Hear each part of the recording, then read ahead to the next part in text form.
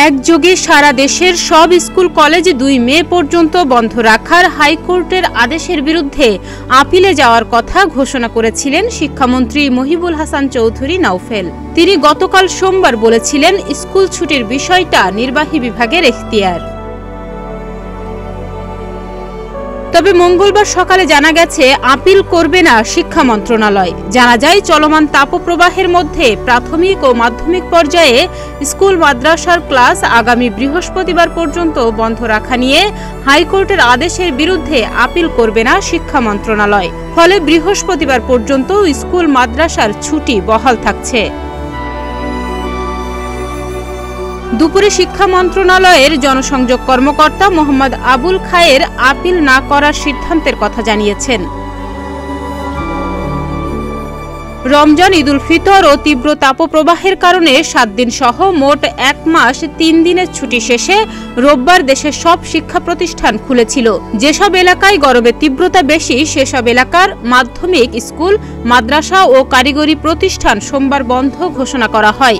এরপর মঙ্গলবার নতুন করে ২৭ জেলার স্কুল মাদ্রাসা একদিন বন্ধ ঘোষণা করা হয়।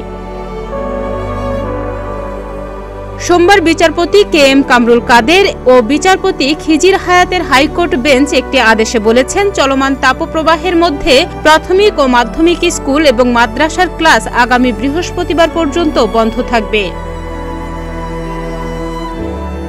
ওই আদেশের পর শিক্ষামন্ত্রী মহিবুল হাসান চৌধুরী বলেন, শিক্ষা প্রতিষ্ঠান কখন বন্ধ হবে, কিভাবে পরিচালিত হবে, সংবিধান অনুসারে সেটা শিক্ষা মন্ত্রণালয়ের এখতিয়ার। সংবিধানের রুলস অব বিজনেসে শিক্ষা মন্ত্রণালয়কে সেই এখতিয়ার দেওয়া হয়েছে।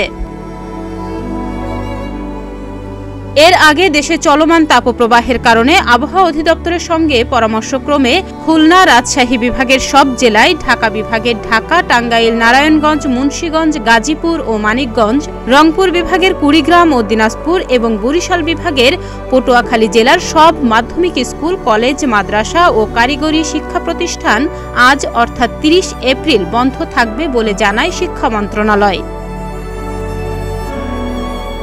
কিন্তু ওই হাইকোর্ট বেঞ্চ সব স্কুল, মাদ্রাসা ও কারিগরি প্রতিষ্ঠান বন্ধের নির্দেশ দিয়ে জানায়, তবে যেসব স্কুলে এসির ব্যবস্থা আছে, পরীক্ষা চলমান আছে, ও লেভেল এবং এ লেভেলে পরীক্ষা আছে, সেগুলো সহ কলেজ, বিশ্ববিদ্যালয়ের জন্য এই আদেশ প্রযোজ্য হবে না।